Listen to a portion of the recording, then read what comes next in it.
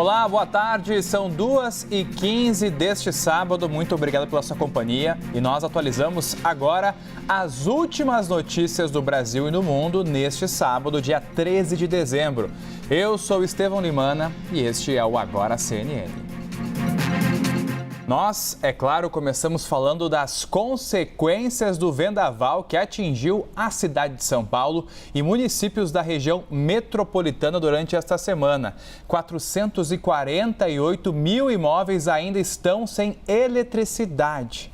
A Enel informou que vai restabelecer o fornecimento aos clientes até o fim deste domingo. Situação muito complicada para as famílias e quem nos traz mais informações é o Danilo Moliterno, porque são horas e horas perdendo os alimentos, causando um transtorno grandioso para as pessoas e agora pelo menos esse prazo, né, Danilo? Uma boa tarde para você, seja bem-vindo.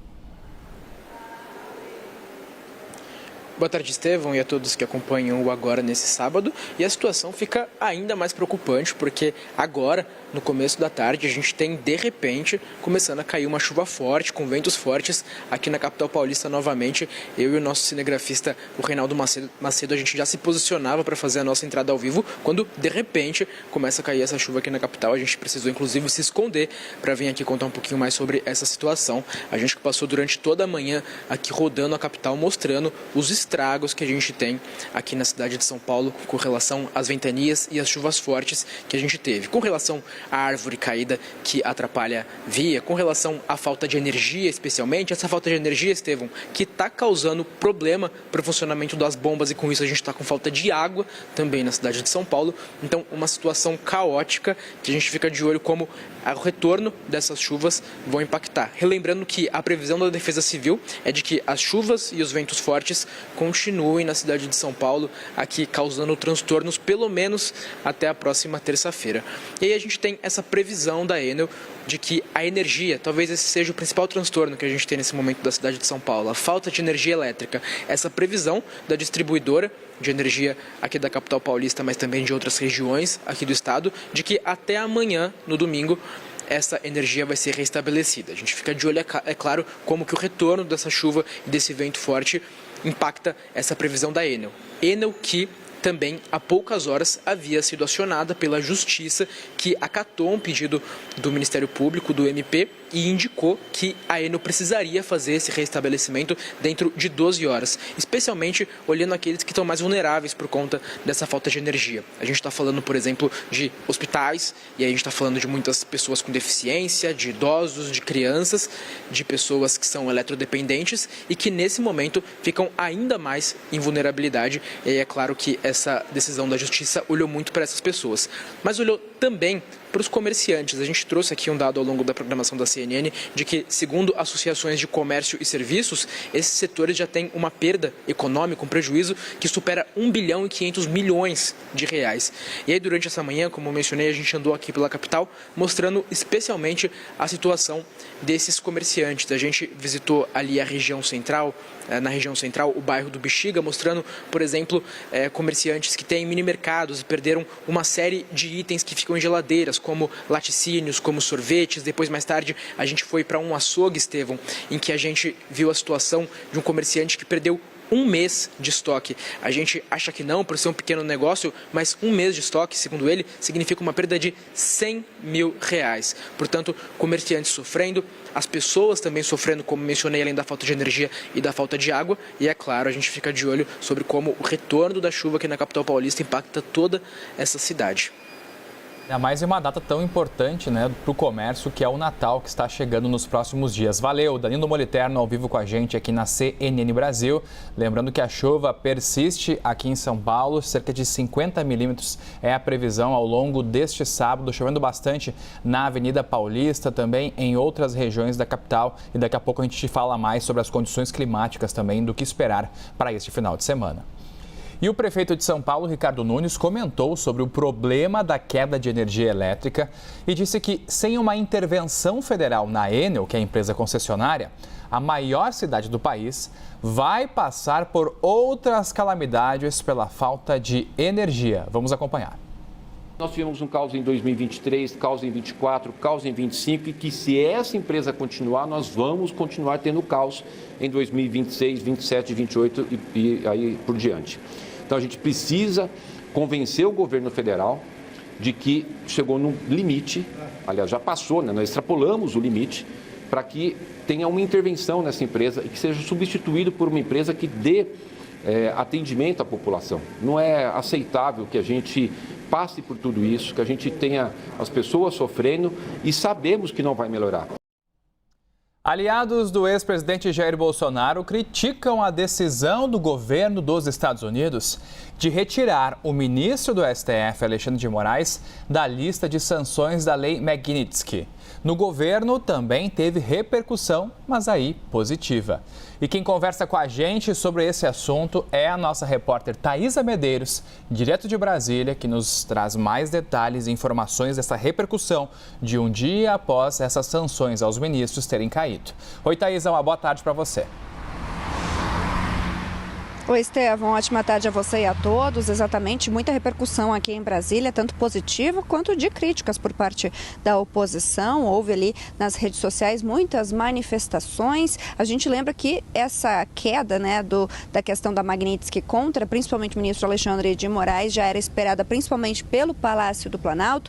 Isso porque o presidente Lula já vinha negociando com Donald Trump esse recuo em relação às sanções feitas contra o ministro do Supremo. E no dia 2 de dezembro, houve uma ligação telefônica com Trump, que foi vista como muito positiva por parte do Palácio do Planalto. E aí, diferente do que a gente esperava, a respeito de todos esses desdobramentos, houve muitas críticas ali por parte dos aliados de Jair Bolsonaro, que esperavam que as sanções continuassem. É o caso, por exemplo, do filho do ex-presidente, Eduardo Bolsonaro, deputado por São Paulo, que está nos Estados Unidos, ele que levou a Washington muitas críticas e articulou com a Casa Branca essas sanções a Alexandre de Moraes, principalmente alegando as prisões arbitrárias que Alexandre teria decretado. E aí, diante disso, Eduardo foi às redes sociais comentar sobre esse recuo. Disse que recebeu com pesar a notícia da mais recente decisão anunciada pelo governo americano,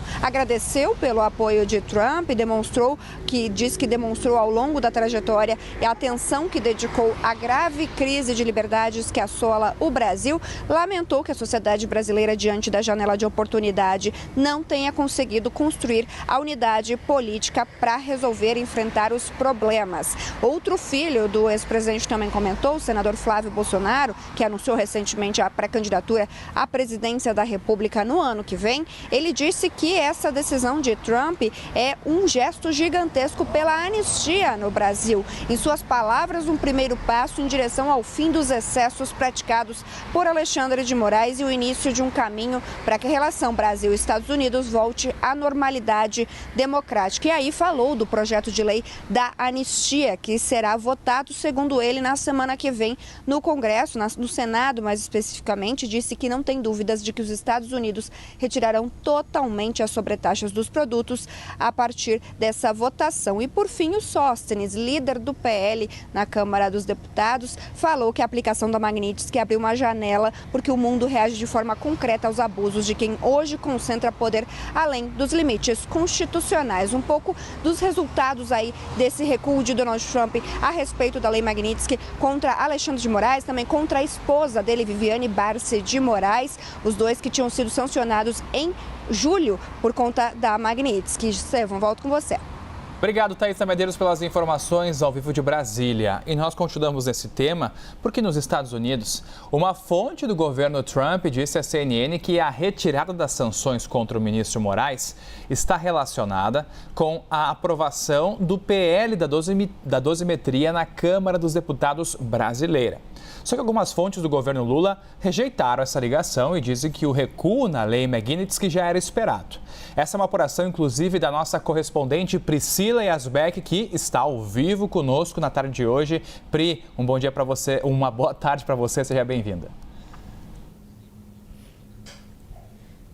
Oi, Estevão, boa tarde para você, boa tarde a todos que nos acompanham. Estevão, ontem, essa fonte disse a nossa correspondente em Washington, a Mariana Jangiacomo, então, que haveria uma ligação entre o recuo relacionado à Lei Magnitsky e também o avanço do PL da dosimetria, que foi aprovado na Câmara. Mas fontes do governo brasileiro dizem que essa hipótese não faz sentido, justamente porque eles já sabiam que a revogação o nome da lista de sancionados da Lei Magnitsky, de Alexandre de Moraes, de sua esposa, e também da Lex, que é a empresa associada à esposa de Moraes, esses nomes já seriam retirados da lista de sancionados da Lei Magnitsky há uma semana. Inclusive, eles até falam que isso fica claro com algumas reportagens que foram veiculadas em diversos jornais, já antecipando que poderia haver essa possibilidade de recuo em relação à Lei Magnitsky.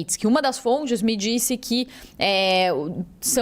também falou que essa revogação seria uma decisão de uma magnitude que não seria tomada em 48 horas e também falou que é uma questão de aritmética, já que o PL da dosimetria não estava sequer pautado no Congresso quando algumas fontes já vinham aventando que isso poderia acontecer. Então, se isso já estava previsto desde a semana passada, antes do PL da dosimetria ter sido pautado, não faz sentido essa tese de que foi por causa do PL da dosimetria que o governo Trump recuou em relação à Lei Magnitsky. Lembrando que o PL da dosimetria, ele muda o cálculo das penas previstas para pessoas que foram condenadas por crimes contra o Estado Democrático de Direito. Isso poderia levar, inclusive, a uma redução da pena do ex-presidente Jair Bolsonaro, que foi condenado em setembro a 27 anos de prisão. Então, atrelar o PL à decisão do governo Trump reforça a narrativa de que esse recuo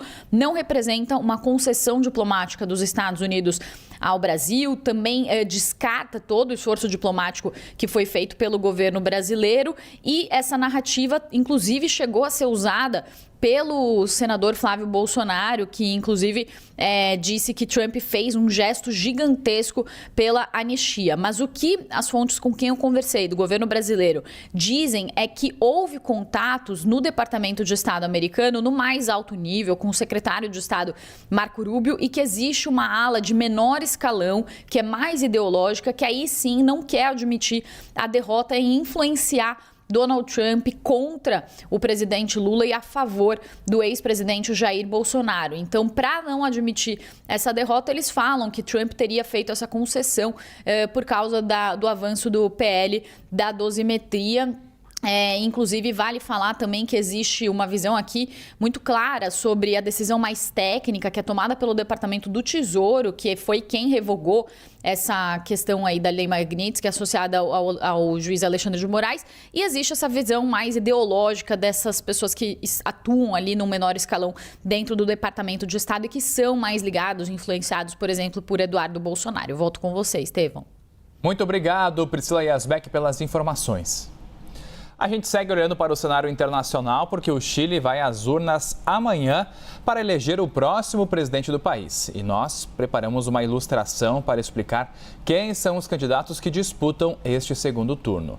Yaneth Irara, do Partido Comunista, é a candidata da coalizão de esquerda. Ela é ex-ministra do Trabalho do governo de Gabriel Boric e, inclusive, recebeu apoio do presidente chileno. Yaneth Irara liderou no primeiro turno com uma campanha focada em programas sociais, direitos trabalhistas e melhorias na habitação. Para combater a imigração irregular, ela propõe que seja feita uma triagem na fronteira. Já o candidato da ultradireita é José Antônio Cast, que disputa a presidência pela terceira vez. Na última eleição, ele chegou ao segundo turno e perdeu para Gabriel Boric. O lema da campanha de Cast é recuperar e construir. Ele recebeu o apoio dos outros candidatos da direita que não conseguiram avançar para o segundo turno. Cast propõe o envio de militares para garantir a segurança em áreas mais perigosas do país e propõe o fechamento completo da fronteira para combater a imigração ilegal. Essas foram as principais notícias do momento. Você fica agora com o CNN Viagem e Gastronomia e daqui a pouco, às 13h15, eu retorno com mais informações. Até já!